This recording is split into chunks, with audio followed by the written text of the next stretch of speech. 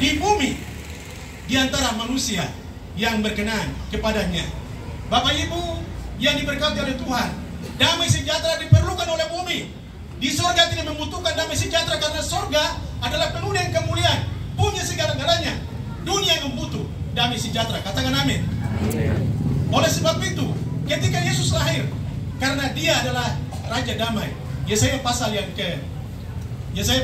ke-9 ayat yang ke-5, seorang anak telah lahir untuk kita, seorang putra telah diberikan kepada kita. Lambang pemerintahan ada di atas bahunya, dan namanya disebutkan orang Penasihat ajaib, Allah yang perkasa, Bapa, Raja Damai. Bapak Ibu jemaat yang diberkati oleh Tuhan, Bapak Ibu, kita merayakan Natal pada malam hari ini. Kita harus bersuka cita karena ada hal yang luar biasa yang saudara dan saya harus miliki. Bukan sekedar perayaan, tetapi saya percaya Yesus datang memberikan hidup yang kekal bagi kita. Bukan hanya hidup yang kekal, semua kekayaan harta surga terus ikut menyertai untuk Yesus bawa datang ke dalam dunia. Salah satunya adalah harta surga adalah damai sejahtera. Yohanes pasal yang ke-14, tidak usah baca buka kitab, saya menyampaikan saja. Yohanes pasal 14 ayat yang ke-27, Yesus bilang begini. Sebelum Yesus naik ke surga, Yesus bilang, damai sejahtera ku tinggalkan bagimu. Yesus pesan kepada murid-murid, karena Yesus adalah Raja Damai. Pemilik damai adalah Yesus sendiri.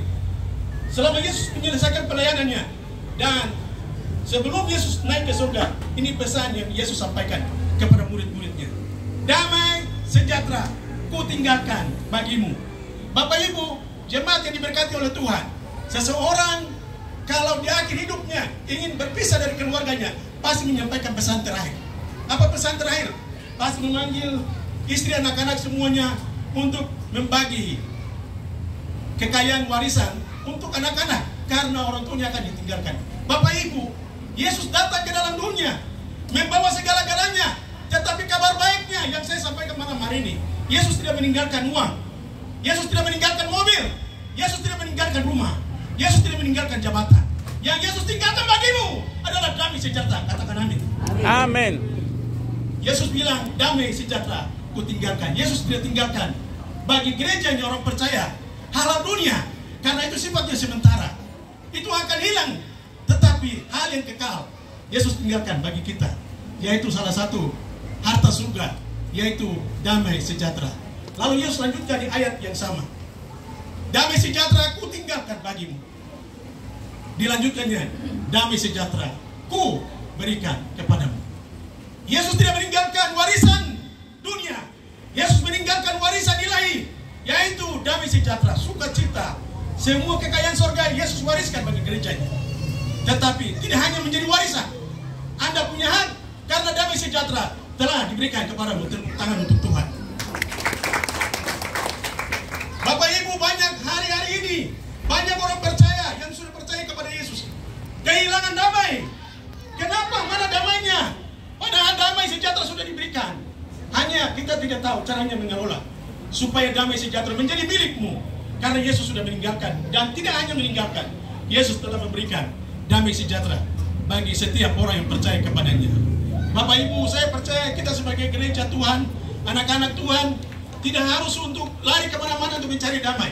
Lagu yang sudah sering, kalau ku cari damai hanya ku dapat dalam Yesus, kalau ku cari ketenangan hanya ditemui dalam Yesus.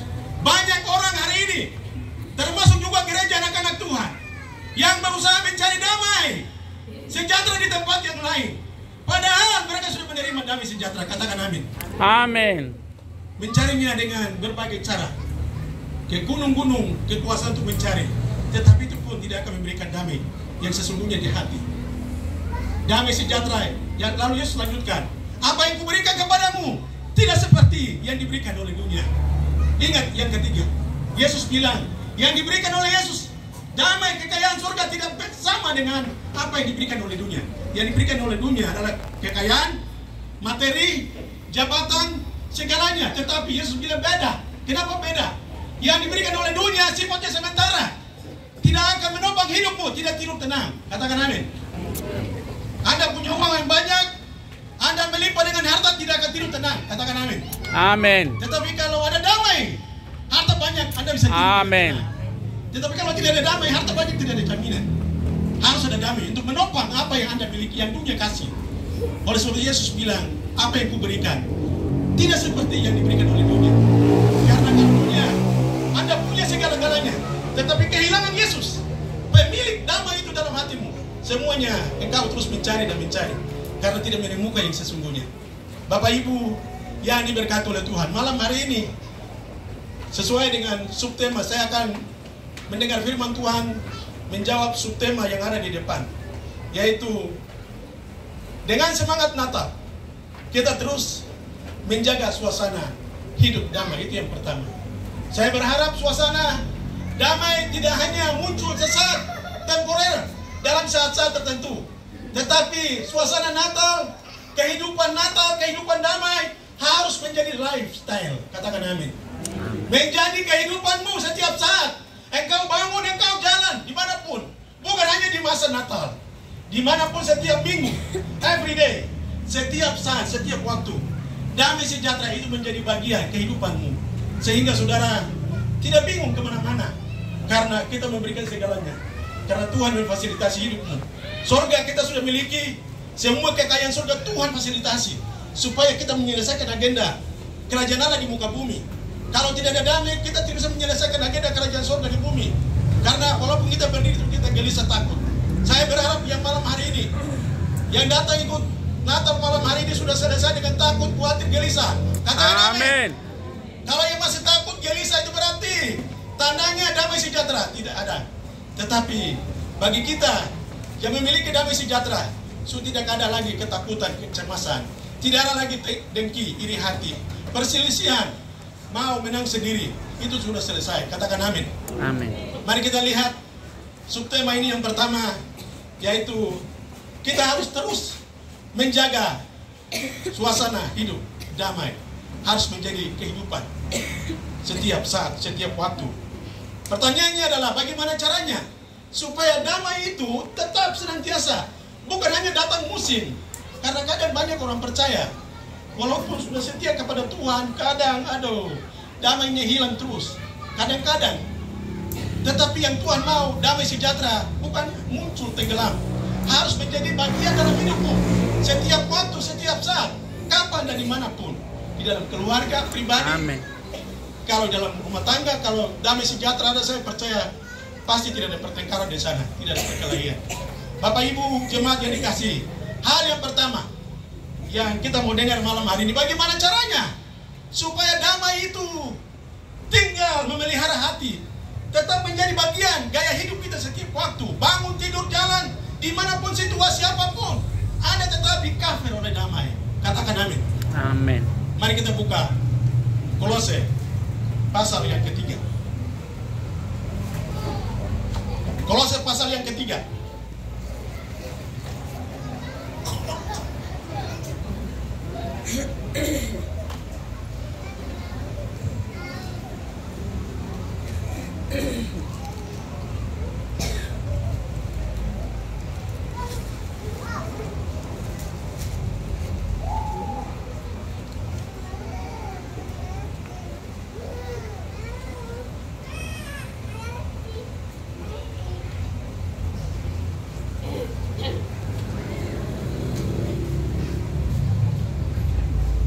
Kita akan melihat, saya akan membaca secara acak, tidak seluruhnya karena waktu.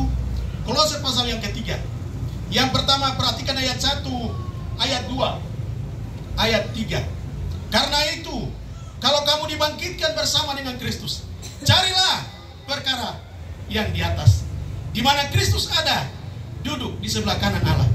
Pikirkanlah perkara yang di atas, bukan yang di bumi. Sebab kamu telah mati, dan hidupmu tersembunyi bersama dengan Kristus di dalam Allah.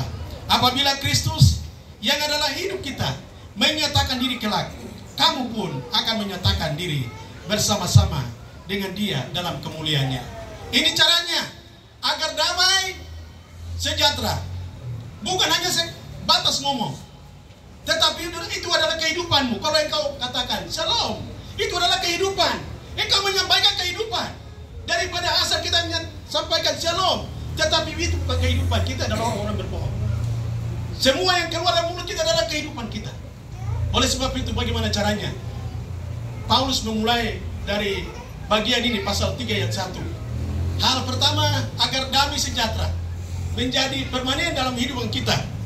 Dimulai dari arahkan pikiran, cari hal-hal yang ilahi. Ini penting sekali. Karena kadang-kala kita masa bodoh tentang hal-hal rohani. Hal-hal jasmani kita lebih banyak berjerih payah, lebih banyak banting tulang. Tetapi hal-hal rohani itu kita anggap hal yang sepele. Tidak bisa, Bapak Ibu. Ada amin? Amin. Hal-hal rohani dimulai daripada dekat kesungguhan untuk kita mencari, kita mengejar, supaya itu tetap menjadi bagian dalam hidup kita. Jangan hal-hal yang di dunia ini kita berjuang sampai habis-habisan, tetapi hal rohani kita menganggap itu hal yang sepele. Tidak bisa. Hal rohani itu lebih penting daripada hal materi dan jasmani. Katakan amin. Amin. Jadi Paulus bilang, karena kamu telah dibangkitkan bersama dengan Kristus, carilah. Ini kenapa harus kita cari? Karena saudara tidak bisa, walaupun damai sejahtera sudah diberikan, tetapi Tuhan mau melihat kesungguhan sejauh mana orang-orang yang menerima. Karena apa yang diberikan oleh Tuhan itu nilainya lebih daripada materi, lebih daripada semua yang kita terima di muka bumi. Semua kekayaan surga yang Tuhan siapkan bagimu, kekayaan rohani, itu nilainya lebih tinggi. Jadi untuk kita memilikinya harus perlu kesungguhan hati, mencari, mengejar. Oleh sebab itu Matius pasal yang ke-7, Yesus bilang, carilah, ketoklah. Ini tidak berbicara tentang kita mencari, minta materi, tetapi lebih daripada itu adalah kita meminta kekayaan kerajaan Allah, supaya selama kita hidup di muka bumi, kekayaan surga, kekayaan Allah menjadi mengcover hidup saudara dengan saya setiap waktu. Surga harus alami di muka bumi. Katakan amin. Setiap waktu. Ini satu hal kelebihan kita orang Kristen. Kekristenan mengajarkan surga bukan nanti, tetapi selama kita hidup, kita sudah bisa alami di muka bumi. Katakan amin. Apa tandanya surga di bumi? Kalau Anda tenang, damai, Anda suka cita setiap saat, persoalan masalah apapun, Anda bisa siap handle, itu namanya surga di bumi. Amin. Tetapi kalau kita beribadah, Anda tidak bisa tenang, Anda gelisah, Anda tidak mengalami surga di bumi. Harus alami surga di bumi setiap waktu, setiap saat. Karena itu adalah hakmu yang Tuhan beri bagi saudara dengan saya. Bapak Ibu jemaat yang diberkati. Jadi hal yang pertama adalah dimulai dari kesungguhan hati. Untuk apakah kita menghargai hal-hal rohani atau tidak. Karena ini sangat penting. Hal yang kedua, ayat yang kelima, manusia baru. Ayat yang kelima sampai ayatnya yang ke-9. Karena itu, matikanlah dalam dirimu segala sesuatu yang duniawi, yaitu percabulan, kenajisan, hawa nafsu, nafsu jahat, dan juga keserakahan, yang sama dengan penyembahan berhala. Semuanya itu mendatangkan murka Allah atas orang-orang durhaka. Dahulu kamu juga melakukan hal-hal itu ketika kamu hidup di dalamnya. Tetapi sekarang buanglah semuanya ini, yaitu marah, geram, kejahatan, fitnah, dan kata-kata kotor yang keluar dari mulutmu. Jangan lagi kamu saling mendustai, karena kamu telah menanggalkan manusia lama serta kelakuannya. Ayat yang ke-10, dan telah mengenakan manusia baru yang terus-menerus dibaharui untuk memperoleh pengetahuan yang benar menurut gambar kaliknya. Hal yang kedua, bagaimana damai sejahtera itu terus menjadi kehidupan. Tidak mengenal musim, tidak mengenal situasi, kondisi apapun. Itu tidak ada persoalan bagimu, bagi orang-orang yang menerima warisan dari Tuhan, warisan damai sejahtera. Yang kedua, pastikan hidup kita harus mengalami kematian secara tuntas. Katakan amin. Amin. Karena kalau masih ada kedagingan yang dicatat oleh Rasul Paulus dalam Galatia pasal yang kelima, ayat yang ke-19. Demikianlah perbuatan daging telah nyata, percabulan, kenajisan, hawa nafsu dan lain-lain sebagainya, yang juga Paulus daftarkan di sini. Harus pastikan tujuan kita menjadi orang Kristen setiap hari mengalami kematian. Katakan amin. Amin. Selama kita belum mengalami kematian daging, saudara, jangan berharap damai sejahtera akan turun naik. Satu saat ketika Anda jatuh, Anda akan kehilangan. Tetapi kalau kematian daging secara total, tidak terpengaruh situasi apapun, Anda tetap stabil. Katakan amin. Amin. Jadi, pastikan jemaat Tuhan, sebagai orang-orang percaya, kehidupan kita di muka bumi, selagi kita hidup ini, Tuhan kasih waktu untuk harus setiap saat mengalami kematian bersama dengan Tuhan. Karena kita dipersatukan oleh Tuhan, sebagaimana Kristus mati, kita pun turut mati. Dan Kristus dibangkitkan sama seperti kita juga dibangkitkan. Dan hidup baru, demikian pun kehidupan kita sebagai orang-orang yang percaya, hidup baru bersama dengan Tuhan. Bapak Ibu yang diberkati oleh Tuhan, ini hal yang sangat penting. Karena kalau kita tidak mengalami kematian daging, saya percaya itu senjata, itu pintu yang kita buka bagi setan untuk mengganggu hidupmu. Katakan amin. Amin. Kita tidak akan tenang kalau dalam hidup ini ada pintu yang kita buka. Apa pintu yang kita buka? Kedagingan masih ada. Semua hal yang Tuhan tidak kehendaki, belum mati, kita masih hidup ini masih mengenakan manusia lama. Itu akan menjadi senjata bagi setan untuk mengobrak-abrik hidup kita setiap saat, setiap waktu. Mengganggu keluarga, mengganggu pekerjaan, mengganggu jemaat. Kalau jemaat kita masih belum mengalami kematian jasmani, kematian daging, itu iblis akan pakai untuk kita siku sana, kita tendang kemari. Saya berharap tema ini akan menjadi jawaban untuk kita sekalian. Kalau mau hidup berdamai, tidak ada cara lain. Ya, saya senang dengan moto dari jemaat GKI Api Kemuliaan, hidup berkenan, apa tadi, Ibu? Dan membuat Tuhan senang.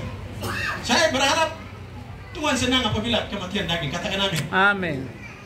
Mereka yang tuntas dengan dirinya, maka Kristus akan hidup di dalam kehidupan. Kalau kita belum mati, bukan kita, bukan Kristus yang hidup di dalam kita, tetapi kita sendiri yang mengendalikan seluruh hidup ini. Tetapi kalau daging ini sudah mati, bukan lagi kita, tetapi Kristus yang menghendal hidupmu.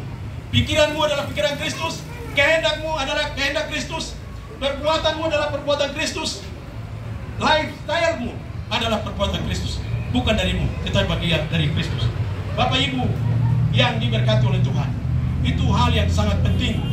Karena Tuhan berkenan kepada mereka yang mengalami pikul salib. Karena Yesus berkata, barang siapa yang ikut aku harus siap untuk menyangkal diri.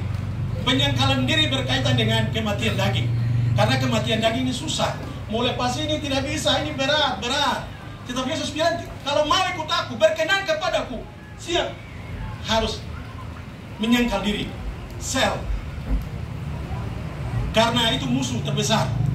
Kita bisa lolos dari berbagai hal, tetapi diri kita adalah musuh terbesar yang iblis pakai untuk mengobrak-abrak hidup kita. Kita tidak bisa melayani secara bebas. Rumah tangga kita tidak akan aman secara damai. Banyak hal, usaha kita, pekerjaan kita, karir kita akan dipakai setan untuk menghancurkan semuanya kalau kita belum mengalami kematian daging. Hal yang berikut, yang ketiga, ayat yang ke-15. Saya langsung saja ke ayat yang ke-15. Hendaklah damai sejahtera Kristus memerintah dalam hatimu, karena untuk itulah kamu telah dipanggil menjadi satu tubuh, dan bersyukurlah. Setelah mengalami proses kematian, barulah damai sejahtera mengambil alih untuk menghandle pikiranmu. Karena kematian itu terjadi dalam jiwa. Roma pasal yang ke-12.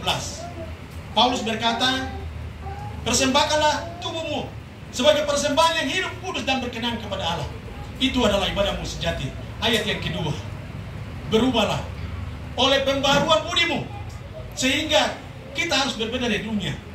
Mereka yang mengalami kematian daging itu mengalami proses pembaharuan. Pembaharuan di mana? Pembaharuan di jiwa.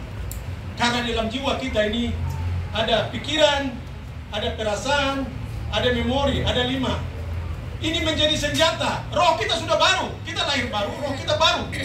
Tetapi yang merupakan proses setiap hari itu kedagingan. Kedagingan ada di mana? Ada dalam jiwa. Dan jiwa ini harus mengalami transformasi. Roma pasal 12 ayat yang kedua. Berubahlah oleh pembaruan budimu. Jadi Bapak Ibu, kenapa kita harus mau dan tidak mau harus mengalami kematian? Supaya terjadi pembaruan di budi. Kalau belum mengalami pembaruan di budi, maka yang menghandle dan mengontrol hidup kita adalah hidupmu. Katakan amin. Amin. Kita mau di sini taat, di dalam roh ini taat untuk melakukan firman. Tetapi kalau kedagingan masih berkuasa, Anda tidak bisa berdaya untuk melakukan kehendak Tuhan. Karena yang lebih dominan mengatur hidupmu adalah kedagingan. Kehendakmu tidak bisa berbuat apa-apa. Memorimu lebih menyimpan kejahatan, menyimpan kepahitan, mau melepaskan pengampunan. Tetapi kalau engkau masih hidup, tidak bisa. Saya tidak bisa mengampuni karena dia sudah bikin hati saya sangat hancur. Itu karena dia masih hidup. Tetapi mereka yang sudah mati, memorinya pun siap untuk menerima pengampunan, melepaskan pengampunan. Bapak Ibu, jemaat yang diberkati oleh Tuhan. Jadi hal yang penting pada malam hari ini yang saya sampaikan bagi kita adalah biarlah alami kematian daging supaya ayat yang ke-14 terjadi, supaya damai, hendaklah damai sejahtera Kristus memerintah di dalam kehidupan kita. Jadi hal yang sangat penting, alami kematian daging supaya atribut daripada Allah mengambil alih pikiran kita. Karena semua tindak tanduk kita dikontrol oleh pikiran. Katakan amin. Amin. Di sini belum jernih, di sini masih daging. Saudara tidak bisa taat kepada firman. Kalau di sini sudah diubahkan, mengalami transformasi. Ini bahasa ini, istilah yang dipakai adalah istilah kupu-kupu, metamorfa. Yaitu kupu-kupu kan pertamanya mulai dari kepompong. Kepompong berubah menjadi ulat. Ulat terus berubah menjadi apa lagi? Yang pertama apa? Ulat. Oh, pertama ulat ya? Iya. Oh, pertama ulat. Terus kepompong. Lalu ketiga dari kupu-kupu. kupu-kupu. Itu perubahan. Transform. Mengalami perubahan yang dunia ini diubah. Cetakan lama diubah sampai yang terakhir itu adalah pikiran Kristus. Kalau sudah memiliki pikiran Kristus, damai sejahtera Allah akan memerintah menguasai hidupmu. Katakan amin. Kalau belum mengalami kematian, saudara, damai sejahtera itu hanya sekedar kita hanya basa-basi yang setiap saat kita impian, tidak menjadi kenyataan setiap saat. Kadang-kadang kita datang berdoa ada damai, tapi setelah itu nanti hilang lagi karena hidup tidak taat, kita berkelahi dan lain-lain sebagainya. Kita tidak bisa menikmati damai yang sesungguhnya dari Tuhan. Biarlah hal yang penting ini menjadi clue, menjadi petunjuk bagi kita bagaimana damai itu kita mengoperasikan di bumi bagi kita, karena damai itu sudah diberikan bagi kita sebagai orang-orang percaya. Perhatikan yang berikut, ayatnya yang ke-16. Hendaklah perkataan Kristus diam dengan segala kekayaannya di antara kamu, sehingga kamu dengan segala hikmat mengajar, menegur seorang akan yang lain, dan sambil menyanyikan mazmur dan puji-pujian dan nyanyian rohani, kamu mengucap syukur kepada Allah di dalam hatimu, dan segala sesuatu yang kamu lakukan dengan perkataan atau perbuatan, lakukanlah semuanya itu dalam nama Yesus sambil mengucap syukur oleh Dia kepada Allah Bapa kita. Hal yang terakhir, bagaimana damai sejahtera Allah bukan hanya sebatas kita ngomong, tetapi itu adalah realita. Itu adalah kehidupan kita. Mengalami kematian daging supaya di sini dihendak damai sejahtera memerintah di dalam hati, pikiran kita ini menjadi pusat, dan damai sejahtera akan memerintah apabila hal yang berikut adalah perkataan Kristus. Ayat yang ke-16, hendaklah perkataan Kristus diam dengan segala kekayaannya, yang bisa menjadi pasokan material yang akan menopang hidupmu setiap waktu, sehingga Anda tetap tenang adalah firman. Katakan amin. Amin. Firman harus melimpah dalam hidup ini. Tidak ada cara lain. Jadi kita tidak boleh remehkan firman. Tidak boleh suka dengar firman. Hanya orang-orang yang suka dengar firman, mereka lah yang akan mengoperasikan hal-hal ilahi dalam dunia. Amin. Mereka yang tidak suka firman tidak bisa mengoperasikan hal-hal surga di bumi. Tetapi mereka yang suka cintakan firman, maka itu akan Firman kalau melimpah, itu akan juga keluar melalui ucapan bibir mulut kita, menjadi puji-pujian, nyanyian, mazmur, hidup puji-pujian. Orang lain tidak mendengar kata-kata kutuk yang keluar dari mulutmu. Orang lain tidak mendengar cacian, orang lain tidak mendengar hal-hal yang duniawi keluar. Karena apa yang dari mulut itu keluar dari hati. Bapak Ibu, ini clue, hal yang sangat mendasar bagi kita supaya damai sejahtera itu bukan hanya sebatas kita ngomong, tetapi harus menjadi kenyataan. Bapak Ibu, saya sampaikan hal ini karena saya sudah alaminya. Oleh sebab itu saya berdiri menyampaikan ini. Saya sedang belajar 2 tahun ini bagaimana surga harus saya alami. Bukan nanti pada saat mati masuk surga. Saya rugi kalau nanti mati baru masuk surga. Apa artinya kematian pengorbanan Yesus bagiku di muka bumi? Yesus bayar engkau mahal, sudah lunas dibayar. Bukan hanya surga, tetapi selama kita hidup di muka bumi, kita harus alami surga di bumi. Ini penting. Jangan hanya berdiri ucapan surga dan tetapi kita tidak mengalami. Oleh sebab itu setiap saat di dalam doa, Bapa kami yang di surga, dikuduskanlah namamu. Datanglah kerajaanmu. Untuk apa? Datang di bumi. Jadilah kehendakmu di bumi seperti di surga. Orang-orang percaya harus alami surga di bumi seperti di surga. Katakan Amin. Bagaimana mengalami surga di muka bumi ini?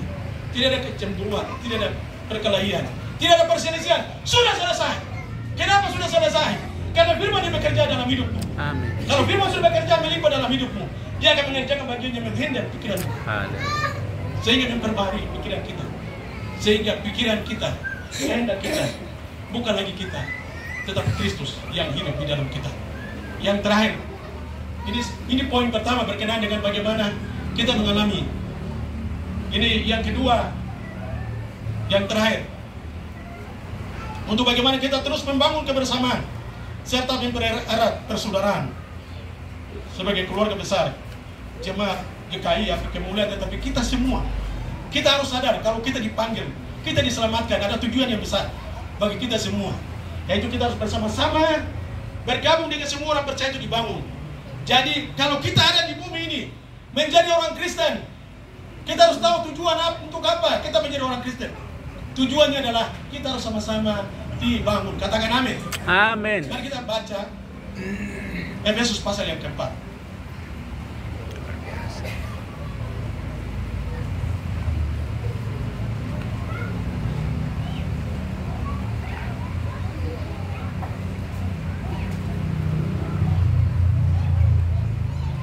Efesus pasal yang keempat. Ini berkenaan dengan kita harus terus membangun kebersamaan. Bagaimana kita membangun kebersamaan kalau kita tidak tahu tujuan? Untuk apa saya menjadi orang Kristen? Untuk apa saya bergabung di jemaat Api Kemuliaan? Ada tujuan Tuhan yang lebih besar yang harus kita tahu. Amin. Efesus pasal yang 4 ayat 11, saya akan bacakan. Dan ialah yang memberikan baik rasul-rasul maupun nabi-nabi maupun pemberita Injil maupun gembala-gembala, pengajar-pengajar, orang kudus bagi pekerjaan pelayanan bagi pembangunan tubuh Kristus. Ayat 13, sampai kita semua telah mencapai kesatuan iman, pengetahuan yang benar tentang anak Allah, kedewasaan penuh dan tingkat pertumbuhan yang sesuai dengan kepenuhan Kristus, sehingga kita bukan lagi anak-anak yang diombang-ambingkan oleh rupa-rupa angin pengajaran, oleh permainan palsu manusia dalam kelicikan mereka yang menyesatkan. Bapak Ibu, jemaat yang dikasihi oleh Tuhan, kita harus terus bekerja keras dan memperjuangkan untuk hidup bersama, kebersamaan, kesatuan, unity. Tetapi harus kita tahu apa tujuannya kita hidup bersama-sama dalam jemaat ini, supaya masing-masing tidak mencari kepentingan sendiri. Kalau kita tidak tahu tujuan, kita ada di sini masing-masing datang dengan ambisi pribadi. Tetapi kalau kita tahu tujuannya, untuk apa saya ada di tempat ini, bukan kita datang dengan ambisi pribadi, tapi karena ada agenda Tuhan. Untuk apa saya ada di jemaat? Amin. Apa agendanya? Tujuan Tuhan. Kita lihat dalam jemaat. Ayatnya yang ke-12 selanjutnya. Untuk Tuhan menempatkan 5 jawatan yang ada, termasuk ibu gembala di sini. Semua pelayan-pelayan adalah perangkat tangannya Tuhan, yang Tuhan tempatkan di jemaat untuk membuat kebersamaan kita dalam jemaat ini, membangun kita bersama-sama, supaya kita harus menjadi orang-orang yang dewasa dalam Tuhan. Jadi itu tujuan Tuhan. Kalau kita dalam jemaat, tujuannya bukan yang lain. Tujuannya adalah Tuhan mau kita secara kolektif bersama-sama harus dewasa bersama-sama, dibangun secara bersama-sama. Kalau kita tahu tujuan ini, saya percaya masing-masing anggota jemaat tidak menganggap seorang dia lebih hebat. Karena kita semua dalam satu tujuan Tuhan, yaitu dia punya karunia, dia Tuhan tempatnya dengan berbagai kekayaan, berbagai materi untuk satu tujuan, supaya jemaat itu dibangun. Gembala di sini Tuhan percayakan untuk membangun jemaat di sini. Untuk apa? Supaya alami halal yang tadi, halal surga. Kalau tidak ada gembala di tempat ini, bagaimana Anda mengalami surga di bumi? Karena surga di bumi, halal materi dari surga itu keluar melalui ini firman yang keluar dari mulut Allah. Oleh sebab itu, kita harus mengerti tujuan Tuhan supaya tidak terjadi seperti jemaat di Filipi. Paulus menasihati jemaat di Filipi karena ada beberapa wanita di jemaat di Filipi, termasuk Euodia, Sintike, adalah pelayan-pelayan di jemaat di Filipi. Tetapi karena mereka tidak tahu tujuan Tuhan, sehingga mereka berselisih. Sehingga Paulus harus menasihati jemaat di Filipi supaya mereka harus sehati sepikir. Kenapa sehati sepikir? Harus tahu tujuan Tuhan supaya sehati sepikir. Belajar untuk menerima orang lain, menghargai orang lain. Itu Paulus jelaskan di Filipi pasal yang kedua. Bapak Ibu jemaat yang diberkati oleh Tuhan. Jadi itulah tujuan Tuhan. Tuhan tempatkan kita di jemaat supaya tujuan itulah supaya kita sama-sama berjuang bersama, bergerak bersama, tujuannya sama. Kita tidak datang dengan ambisi masing-masing, tetapi kita ada di sini karena agenda Tuhan. Dan Tuhan percayakan bagi kita supaya semua jemaat di sini harus dibangun. Semua jemaat di sini bukan lagi menjadi anak-anak, tetapi menjadi anak-anak Allah yang dewasa. Katakan amin. Amin. Serupa, segambar dengan Tuhan. Itu tujuan Tuhan bagi kita sebagai orang yang percaya kepada Tuhan. Setelah lahir baru diselamatkan, hidup harus dibangun supaya Kristus yang ada di dalam kita. Paulus berkata dalam Galatia pasal yang kedua, ayat yang ke-20. Kesaksian Paulus dalam Galatia pasal 2 ayat 20. Adapun hidupku ini bukannya aku lagi, melainkan Kristus yang hidup di dalam aku. Ini kesaksian Paulus bahwa di puncak sampai Paulus berdiri, dia mencapai garis akhir adalah kehidupan pelayanannya, kehidupan hari lepas hari. Tidak ada lagi dirinya, karena dirinya sudah mati. Yang ada di dalam kehidupan Paulus, sehingga Paulus lebih hebat dalam pelayanannya, karena Kristus yang ada di dalam hidupnya. Saya berharap itu juga menjadi bagian dari jemaat, supaya kita membangun kebersamaan. Kalau kita hidup kita sudah mati, Kristus yang ada di dalam kita, maka itu menjadi ikatan, perekat yang akan mengikat kita sama-sama karena kita satu tujuan. Tidak ada yang punya ambisi pribadi-pribadi, agenda pribadi tidak ada. Semuanya mendukung agenda Tuhan yang dibawa pimpinan gembala di jemaat. Itu menjadi komando dan semua kita siap untuk mengeksekusi, menyelesaikan agenda yang Tuhan percayakan bagi